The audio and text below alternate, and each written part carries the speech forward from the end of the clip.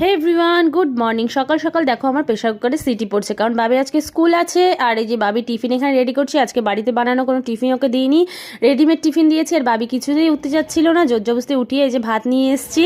এখন ওকে ভাত খাইয়ে রেডি করে যে ও বেরিয়েই যাচ্ছে এখন। তো ওকে টাটা করে দিলাম, ও চলে গেল। তো এখন আমি আমার নিজের কাজে ফিরে এসেছি। আজকে সকালে করব, আজকে সকালে ব্রেকফাস্টে থাকছে রুটি আর ঢ্যাঁড়স ভাজা, সেজন্য ঢ্যাঁড়সটা ভাজা করে নিচ্ছি। আর এই পাশে মাছ বের করে নিয়েছি। আর এই যে দেখো সবজি কেটে নিয়েছি। বনি আজকে সকালবেলা ও হচ্ছে ডালিয়া খাবে, সেজন্য আমি এই যে ডালিয়াটা বসিয়েও দিয়েছি, কারণ ও তাড়াতাড়ি করে করছি, কারণ ও বাবিকে স্কুল থেকে দিয়ে এসে এটা খাবে। আর এখানে দেখো ভাজাটাও হয়ে গেছে। আর এই দেখো কেকটা আমি খেয়ে নিলাম, বাবির জন্য যে ভাতটা করেছিলাম সেটা বেঁচে গেছে। আর এই যে ডালিয়া আমার রেডি, এখন বনিকে দিয়ে দেবো। আমি এখন স্নান টান করে এখন যাচ্ছি ঠাকুর ঘরে। আর বাবি দেখো চলে এসছে, এসে এখানে নিচের কাঁদছে। ওর এখন বেলুন লাগবেই, তো বললাম ঘরে অনেক বেলুন আছে নিস না, কিন্তু ও দোকান থেকে গোটা প্যাকেট লাগবেই বললাম এগুলা বিক্রির জন্য। তাও ও জোর জবরদস্তি করে নিল। তারপরে আমি ঘরে এসে মাকে একটু মেহেন্দি পরিয়ে দিলাম। চলো আজকের মতো টাটা।